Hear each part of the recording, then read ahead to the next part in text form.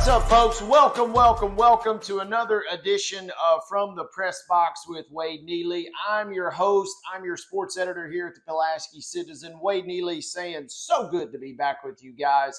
I appreciate you guys sticking through a quick vacation for us. More on that a little bit in the show, but it is so good to be back with you here on Pulaski Citizen Live and Main Street Media. We'll dive right in. We have a huge show to get into today. Going to talk a little Richland Raiders. Going to talk a little Giles County Bobcats. Going to talk a little Tennessee Titans. Going to talk a little UT Southern women's soccer, as we've got a wide array of topics. But our special guest this week is Giles County Bobcat defensive coordinator Tanner Holly. Had a great sit down with the recent birthday boy, as we discuss. Tanner coming into his own as a defensive coordinator, and he's got the Bobcats kind of peaking at the right time as they take on Sequatchie County this Friday for the region championship. Going to be fun, but before we get into Tanner, kind of time to rewind and recap. First real show we've had in a couple of weeks. Took a little bit of a trip out of town, out of state, out of the country, as was fortunate enough to go over to London for the Tennessee Titans game, and did not go so well. Trip was great, but the game was not. Had a lot of fish and chips, had a lot of fun roaming the streets of London, seeing all the sights and the touristy things there in foggy old London town. But at the end of the day, on Sunday, when it came down to it, for all the fun that we had at the practice facility, at the Tennessee Titans pub party, where, believe it or not, there were some folks from Pulaski that were present. Ran into our good friends Jeff and Donna Bain and Karen and Steve Spivey. Saw them and had a blast in the build-up leading to the game. But on Sunday, the Titans fall to the Ravens at Tottenham Hotspur Stadium, and it kind of put a damper on that part of the trip. So to kind of get that taste out of my mouth, had a chance to go over and visit an old friend of mine for the Giles County high school class of 2003 to 2005. Our good friend Philip Holte. He and his wife live in Zurich, Switzerland, so I had a chance to go visit Philip and catch up with an old classmate of mine, a former Giles County Bobcat and a former UT Vol. We love you, Philip, and it was great to run into you and see your beautiful country over there. But I'm back, and I'm recharged, and I'm ready to rock and roll. Haven't had a chance to see Giles County, but I did listen to the broadcast from the hotel in London at about 2 to 3 a.m. We were dropping tweets from the Pulaski Citizen Sports page. Yours truly was manning the controls that night as Scott was on the road at Richland Summertown. And shout out to our good friend and colleague, Andy Abernathy, for filling in alongside Chris Bledsoe. You guys rocked the call. Had no doubt that you would. But Giles County, they got a big win on homecoming, folks. 69-14 versus Community. It was 69-0. And Giles County just kind of steamrolling their opponents as of late in region play. But we'll talk about Giles County a little bit later because they've got a huge showdown coming up this Friday night at the Brickyard. Meanwhile, Richland is in a free fall, folks. The Raiders have now lost 3 games in a row. I got to listen to that game, 26-21 at Summertown. A non-region game, yes, but it was ugly as Richland falls to a previous winless Summertown team. And then last Friday, I got to listen to the broadcast as well as I was just getting back into the States. 33-0 at Eagleville, and that loss pretty much puts a death nail in the stake in the coffin, if you will. Shout out to my friend Evan Badur over at Star Theater, by the way, as your Dracula lead with the stake in the coffin reference there, because 33-0 to Eagleville. Richland is now on life support if they want to make the playoffs. They need a miracle victory versus an unbeaten Moore County team. That game will be played tonight when this show airs on Thursday, as Jennifer Hawkins and I believe Scott Stewart will be filling in as your special guest commentator for that game on Thursday. But Richland's got to win, and they also need a little help if they're going to sneak into the playoffs. But there is a chance they could get in, and as long as you got a chance in high school football, crazy things can happen. And so the Raiders are still in. Best of luck to head coach Nick Patterson and the guys. But again, they're going to need a little help in more ways than one. We'll wrap up the show with some more on them a little bit later. Also, while I was away, a huge salute to my good friend and UT Southern women's soccer head coach Will Austin, who recently cemented his name on the Mount Rushmore of head coaches there at UT Southern. He is now the all-time winningest head coach in UT Southern women's soccer history, which is crazy to think about considering they had a legendary head coach in the mid-2000s into the later part of the early 2000s, I guess, there, up until about 2013. Jerry Cleary, the two-time national champion head coach, he had kind of just rewrote all the record books with that program and really kind of catapulted this program to where it is today. Tyson John did a great job trailing right behind Coach Cleary, and Coach Will Austin has not only come in, but he's come in and done a fantastic job. He's in his 8th season. They've won 7 conference championships. He has a national championship to his credit. And recently, with their win on Senior Day versus Bruton Parker, he sets the all-time program wins record. So a true shout-out to our good friend and former From the PressBox guest himself, Will Austin. We hope to have a story in the Pulaski Citizen either this week or the next to commemorate that feat as the Firehawks get ready for conference tournament play coming up in the first week of November. Fearless forecasters, a little bit of a bounce-back week for me, and my goodness, did I need it. Went 6-10 just as I was getting ready to leave the country, and I wasn't sure if I should be allowed back in when I saw the record that week. It was a rough go, but we bounced back in a little bit of style. 11-5 last week. I did have a nice feather in my cap with the upset. I believe I was the only person that picked Utah to knock off USC. That was a crazy game. They're all crazy in the Pac-12, it seems like. But really did me no favors as we lost a couple key games. I kind of swung for the fences on a few and tried to make up some ground on my competition there. So I'm kind of still lingering right toward the back of the pack. We've got quite a bit of ground to make up here as I'm looking at our standings. I think I'm sitting 6 games behind Mark Mize, who's in first. Carrie J. Malone is in second. Our special guest this week, the 2 special guests. Your previous winner is Mr. John Carter, who did a great job going with just 2 losses as he took home last week's prize. And then our special guest this week is none other than everyone's favorite Jeff Harwell. So it is tough times for me right now. There is no other way around it. And unfortunately, no way to really make up any ground this week, because if you grab a copy of this week's Pulaski Citizen, Fearless Forecasters, it's a lot of chalk. And what I mean by that is the people that I'm trailing, Mark, Carey, and Daniel Haney, there's not a lot of difference in our picks. And I'm going to have to kind of maybe start getting outside the box just to maybe make up some ground here, because there's really not a chance to make up much ground. I think the only game that we have potentially different is the Titans versus the Falcons. Everybody's, for the most part, picking the Titans, but Carrie J. Malone says the Falcons are going to win that game, so maybe a chance for me to claw a game back, as it were. So we shall see how things shape up. Reminder, folks, you can turn in your Fearless Forecasters up until 4:30 on Friday, and if you pick perfect, you win $900. And even if you don't pick perfect, you're still eligible for a great prize, which is a Kanga Case 24-pack, no ice cooler, and that is, again, courtesy of our buddy Jeff Harwell at the Outlook. So that's a wrap on Fearless Forecasters. We are going to put a bow on this segment, but stick with us, folks. On the other side of this timeout, we've got Giles County Defensive Coordinator Tanner Holly sitting down. We're talking all things Bobcats. We're talking all things defense. And we're going ahead and peeking ahead to a region championship game Friday versus Sequatchie County. And then win or lose, Giles County will be in line for a home playoff game next Friday night, first week of November at the Brickyard. We talk all that and much more. So stick with us, folks. This is From the Press Box right here from Citizen Headquarters. He shoots and he scores! Yeah!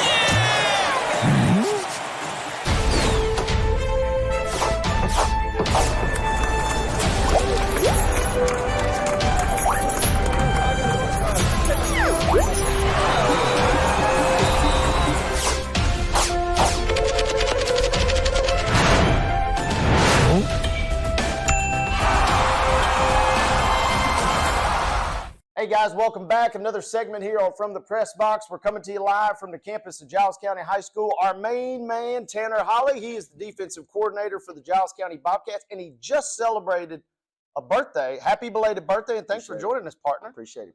Yep, quarter of a century, getting old. You are ancient, as some people would say now. No, but we're so delighted. We've been trying to get you on the show really all season, and we finally got you pegged in, and it's great timing because the Bobcats are set to have their final regular season game. And I sit down with coaches, sit down with players, and it seems like every week I say, can you believe the season has flown by? But holy smokes, Coach Holly, it's week 10, week 11 technically, I guess, here, final week of the regular season. It is. We talked about it yesterday, just touching to the seniors that, it feels like yesterday we were ready for our first scrimmage, and then now playoffs are next week. It goes fast. That's how it rolls when you're working. You guys have been working hard, and let's kind of dive right into it. First things first. Defense obviously has been a calling card for you guys, and we've kind of seen some ups and some downs for the Bobcats this year. But I guess my question to you is kind of what are you most proud of that your defense has brought to the table thus far? I know our stats aren't great as far as points per game. We give up a lot of points, but I do feel like if you go check our yards, if you go check the scenarios, which we give those points up in, it's really not bad defense per se. It's just sort of been victims of circumstance at times, bad breaks here or there. But most proud of our guys, how competitive they are. They fight. They're able to learn. We're coachable. We're eliminating mistakes. We're eliminating big plays, really, from where we started to where we are now. But most proud of our guys for how they play and how they fight and prepare, and you're always proud of those things. And you kind of mentioned the preseason. I'm thinking back to an interview I did with Coach O'Connor in the preseason. He said, hey, we might have a pretty young defense, but they're going to be pretty formidable as the year continues. Is that kind of how things shook out in your mind thus far? Very much so. If you take where we started, we play role play here and there. Kamari next come on a little bit, and Amari comes on a little bit, but most part we've had with Elijah going down and Tyreek being hurt, we've had one senior on the field, and that's all we've had. So we've had 2 freshmen at times, 5, 6 sophomores, 5, 6 juniors that play. We're really young. It's good for the future, but sometimes there's growing pains. And they played well considering, we're starting 2 freshmen at times and a lot of sophomores haven't played any meaningful snaps. And it's big for us that we still play as well as we do. I think that tests to how good our guys are and how well they're, how able they are to be coached and how well they play and just ignore their age and go play hard. And that's what we ask them to do. Seems like we saw that a little bit last year with some kids, maybe like Stafford and Oates, and in the secondary as well. Some guys that, it's a bad thing, quote unquote, that they had to play so much early, but it seems like they've continued to blossom. And I guess, are we seeing kind of the fruits of that labor this year with some of those guys? Very much so. You can't find better inside linebacker play from Jack Stafford, a guy that's seen a lot, and he's a junior and he's playing at a high level. His reads are good, plays fast, he leads us, and it's like, well, growing pains from last year as a sophomore are showing up now. Same thing with Oates. Kind of our Jackson, I guess, too. Yeah, our better leaders, the guys that played last year, growing pains. Now they're big, been in a lot of games, been in a lot of plays. They've seen a lot, so that helps out a lot. And then I guess while we're on the topic of linebackers, what makes a guy like Tate Bedford so special? This is a freshman out here, but he's just not playing like a freshman. He's just got an insane motor out there. And that's one of the things we have to remind ourselves. Of course, we coach hard and expect a lot of our guys, and you got to think, the guy is just a freshman. Yeah. Right. And we use that as fuel sometimes for him when he's not playing very well. But he's a guy that did a lot of things for us that you ask and did extra. He was physically ready to come in as a freshman, first and foremost, with the work that he had done and his family had done. And then he never missed his speed skills, showed up every day in the summer, pushed himself in the weight room, expected himself to play. And that makes a big difference when they expect that of themselves, that they sort of get that out of. You don't have to beg them to do the things. They expect it out of themselves, and they do those things. And he was physically ready, and that's what made the biggest difference. And the guy plays hard. He's a great emotional player, I guess. Sometimes it costs a 15-yarder here or there, but on defense, you got to play with that attitude, that swagger, that emotion, and he does that a really good. He is extremely fun to watch, and fun to watch also. And you kind of touched on it. Talk to us. How do you guys decide when to quote unquote plug and play those guys like Kamari, like X? We've even seen Kareem in there for you guys, and obviously Amari along the line. Is that something that's built into the script, or are you guys kind of just thinking, hey, we need a big play, it's time to send some of our big guys out? Just depends. Most of the times we have third down packages that get which would be essentially a nickel package that get our best pass rushers on the field. get us long cover guys that break on the ball really well. Mm-hmm. Early in the season, it's tough to play guys both ways because it's hot. They're not as conditioned as they would be in the cooler air. So, but if we need a play, I mean, we know we can always lean on Kamari, can always lean on X, can always lean on Amari up front, can always lean on Kareem. I mean, those are guys that can play and play at a high level and do a good job for us. And I think the interesting thing, too, is not as if we're just throwing these guys out there and yet they're just kind of going through the motions. I mean, we've seen interceptions, we've seen fumble recoveries. These guys are making big plays when they are out there for you guys. And I mean, they're just good football players, and you need them. And we mix them around. Kamari's played some corner, played some safety. Same with Kareem. Amari's played edge, played inside. We just feel that process out, I guess. Where do they respond the best? Where do they play the best? And right now, I think we got a pretty good plug on where they're going to be in a big situation. I want you to answer this next question with a straight face. What's it like? We've talked about the linebackers and secondary, but what's it like knowing you got a guy like Coach Joe O'Connor coaching your defensive line a little bit? Because those guys continue to impress year in, year out. It's always the same. I mean, you know what you're going to get with Joe. Joe's going to get you guys ready. They're going to be physical. They're going to be strong. They're going to be coached well. They're going to play hard. And the kids respond well to Joe. And Joe is a great attribute for us. He does a lot of things for us. Been around a long time, loves coaching the D-line. And their play always exemplifies. You may not always think, sometimes we joke that you look over during practice and it's like they're hanging out under the shade tree, maybe fixing the gator, but when it's time to go, they know what they're supposed to do. They do it at a high level, and we can always lean on those guys. We may not be sure what the methods are, but it seems like there are methods to the madness with him. It works. It's worked for a long time, and Joe does a really good job for it. Yeah, we've produced some great defensive linemen over the years. I guess also on those playmakers, any times where you're on the sideline and you're saying, and the Coach O'Connor or maybe some of the guys on the offense are saying, nah, we want to keep those guys fresh for the next series. How does that battle, or is there a battle, or is that kind of understood that when we need them on defense, they're eligible to go out there? As we move forward in the season, it's always understood. Early in the year, you want to try to hold them back as much as possible, to keep them fresh as long as possible. But then you got guys that play at a level like a Bryson Gordon played last year, where their level is not necessarily an explosive level. It's a good level, but they're never going to get themselves too tired, or they've been in a lot of sports. Like you take a Kamari that plays basketball and baseball, and his body stays in shape year round, where he's up and down the court or on the baseball diamond. And then with us, that he really doesn't work himself into a tired shape, where those are a benefit. But we always do know that if we got to have a play, if it's a big moment in the game, we got to have our best 11 on the field, and that's how it has to go. You mentioned Bryson being a part of the staff now with you guys. You obviously a young defensive coordinator, been doing it for a while, but a very successful player at both high school and collegiate level.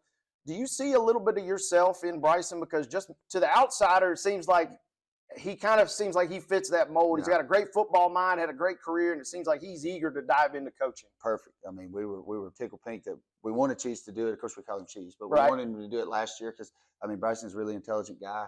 He knows what we expect. He expects the same thing of himself. He expects the same thing of the players. And that's the best thing that he does at a young level, at a young age, and early on in his coaching career is he coaches every play, watches his guys, makes sure they're doing the things they're supposed to be doing. And sometimes when you coach kids that you played with, you don't really get that respect, level. It's sort of hard for a guy that you just played with last year, and now they're getting on you pretty much, coaching you pretty well. But our kids do a good job responding to that because Cheese just held himself to that level when he played. He was a guy that did what he was supposed to do all the time, the way it was supposed to be done, and that helps him out with the kids, and that they know that Bryson knows what he's supposed to be doing and knows what he's talking about. Yeah, it seems like he flipped that switch. Okay, playing career's ended. Now I'm all in on this coaching, and at least, again, to the outsider, it seems like he's really kind of bought into what everybody's. So he was bought into us from a freshman playing, and now, it just carried over. We were glad to get him, and we knew it would be good for us. We got Sequatchie County coming up this week, but we had an off week, that second off week last Friday. Kind of walk us through, how did you guys spend the week? It sounded like when we chatted before, it's a little more of a downtime, kind of maybe recharge the batteries. Yeah, very much. We're looking hopefully to make a deep playoff run, hopefully 5 rounds playing the state championship. So it was needed, I guess. Sort of, you don't really want the rest to attribute to rush, but it was needed.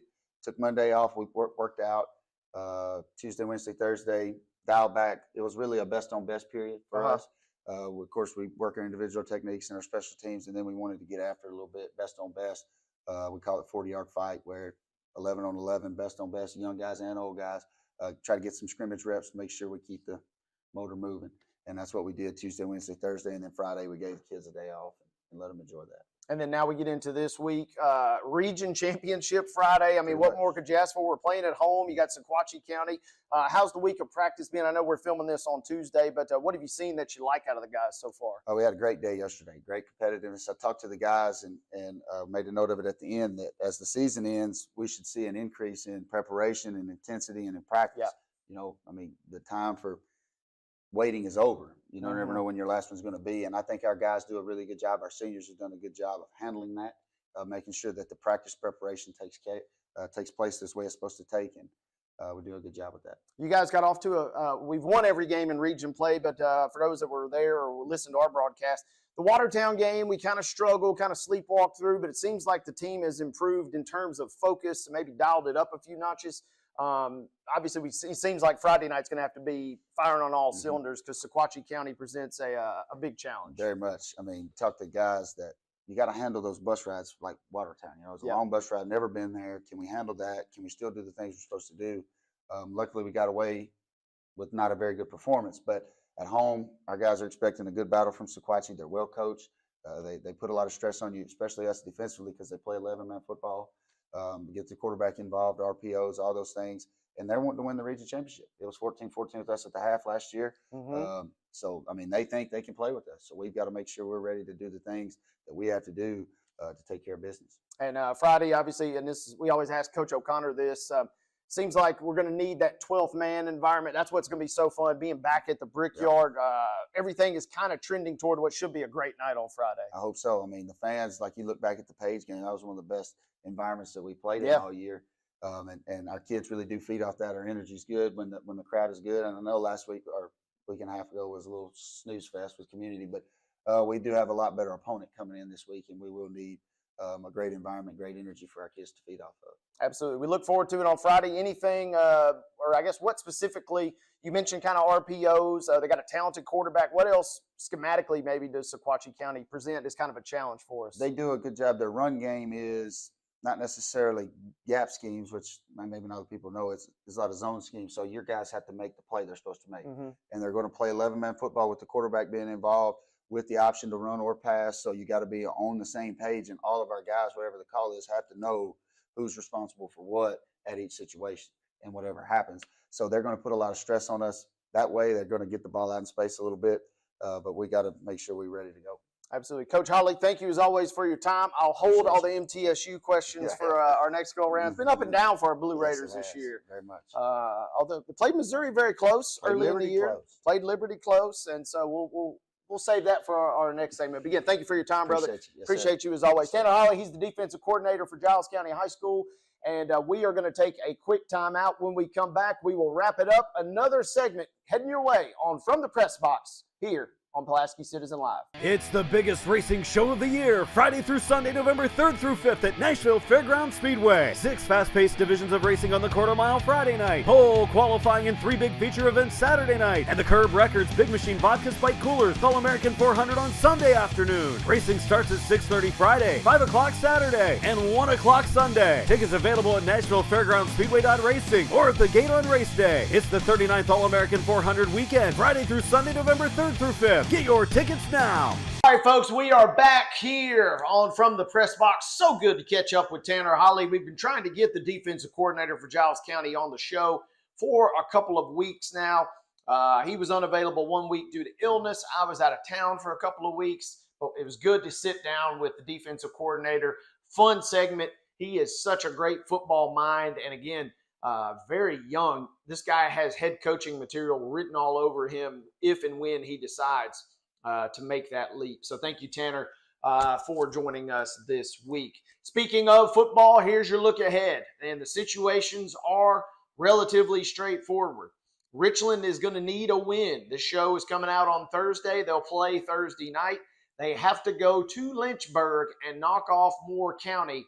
It's Raiders versus Raiders. And unfortunately, the Moore County Raiders are the ones that come in with all the momentum. They are set to be your region champs regardless of what happens. So maybe you might get a chance of Moore County letting their foot off the gas just a little bit. But either way, Richland is going to have to play phenomenally well. As I believe Dawson White, the young man for Moore County. He is an electrifying player. He's probably going to be one of your finalists for Mr. Football. Turned in those nominations the other day. And you're talking about the 1A ranks. He is right up there with some of your best. So Richland has got their hands full on Thursday night. And again, they have to win that game to even have a shot to get in the playoffs. And then after that, you can only control what you can control. We'll have to do some scoreboard watching. But we'll know after Thursday night if Richland is going to get into the postseason. For Giles County, the scenario is pretty simple. If you win, you are the number 1 seed for a 3rd straight year, and you're also hosting the first 2 rounds of playoff games at the Brickyard. They take on Sequatchie County, who is a really good football team. They are head and shoulders above the other teams in the region, Region 4, 3A. And so Giles County is going to have to bring their A game on Friday night. If they show up and sleepwalk like they did against Watertown, there's a very good chance they could catch an L. If they show up and they play like they've done against Grundy County and Community, pretty good chance they could come out of there with a win and, again, be your region champs. But either way, Giles County will be the 1 seed or the 2 seed. The winner will get the 1, the loser will get the 2. That is set in stone. And so either way, Giles County is going to host a first-round playoff game. But obviously you want to win and have a chance to host that second-round matchup. If things got crazy in the bracket, you could potentially host a third-round matchup. But with all due respect to the other teams in Giles County's region, that has traditionally not been the case. There haven't been a lot of upsets. So realistically, you're looking at Giles County being at home for rounds 1 and 2, on the road for round 3, and then you kind of know what awaits that day after Thanksgiving if you've been following Giles County the last 2 years. Likely a trip to Alcoa is in the cards on that day after Turkey Day. So that's kind of the table being set there for Giles County and Richland this week. It's been a fun week to be back with you guys here on From the Press Box. And glancing down, we're looking at our Fearless Forecaster picks. Everybody kind of in lockstep here. We're all taking Georgia. We're all taking Ohio State. We're all taking Tennessee over Kentucky. And you can look at this and you say, everybody's picking Tennessee. I think it's going to be a relatively close game. I don't think Tennessee is just going to just show up and just cruise to an easy victory. But they need to really kind of right the ship after a very demoralizing second half last week versus Alabama. Oregon versus Utah, probably going to be your biggest game of the week. I think the Ducks get that. I was kind of surprised that no one picked Utah, and I really thought about picking Utah, but I really thought a few other people ahead of me would pick Utah, so I thought I'd go with Oregon, kind of zig when they zag to try and make up a game or two, but Mark Mize and Kerry J. Malone, much too smart for me, and we all pick Oregon. Most of us picking Louisville over Duke. You've got Ole Miss should be in line to wallop Vanderbilt on Saturday down in the Grove. Virginia got a win a couple of games ago, but I think Miami takes care of business. Also, give me Auburn versus Mississippi State, a game that I may or may not be staying up late to watch. Give me San Jose State out on the Hawaiian Islands there. I think San Jose State and the Spartans take care of that one. Speaking of Spartans, not taking Michigan State. I'm taking Minnesota in that game there. UCLA, not going to say should demolish, but I think UCLA wins rather easily versus Colorado. A lot of the shine from the regular season Buffaloes has now officially worn off. Give me Iowa State and Baylor. Could go either way. Everybody, however, is picking Iowa State. Would not be shocked, though, if Baylor pulls the win, but we're all taking the Cyclones there. Professional games. Falcons-Titans. Give me the Titans on Sunday. Will Levis going to get the start most likely for the boys in blue. They're going to be wearing those Love You Blue Oiler uniforms. I'll be on the sidelines Sunday. It is going to be a gorgeous day for football, and I just hope the Titans are there and showing up ready to play because the uniforms are going to be tight. The weather's going to be tight. Just hope the team shows up and plays tight as well. Give me the Cowboys versus the Rams. I'm also going to take the new-look Vikings after a nice win on Monday Night Football versus the Packers, and I will take the Saints over the Colts in a game that I really don't like to pick either team. I think it's going to be a close game either way. That's all the time we've got on this edition of From the Press Box. So good to be back with you guys. A reminder, if you have missed any of our episodes, make sure you visit PulaskiCitizen.com, and you can find a link to watch all of those on the Pulaski Citizen Live tab. That's all the time we've got. Enjoy your game, whether you're listening to the Raiders on Thursday night or whether you're listening to the Bobcats on Friday night, or whether you're just enjoying your weekend. Thank you again to Tanner Holly. Thank you to Scott, Carrie, Tiffany, and Kelly, and all of our MSM staff for holding down the fort while I was gone. We will see you next week on another edition of From the Press Box with Wade Neely. So long, and enjoy your weekend.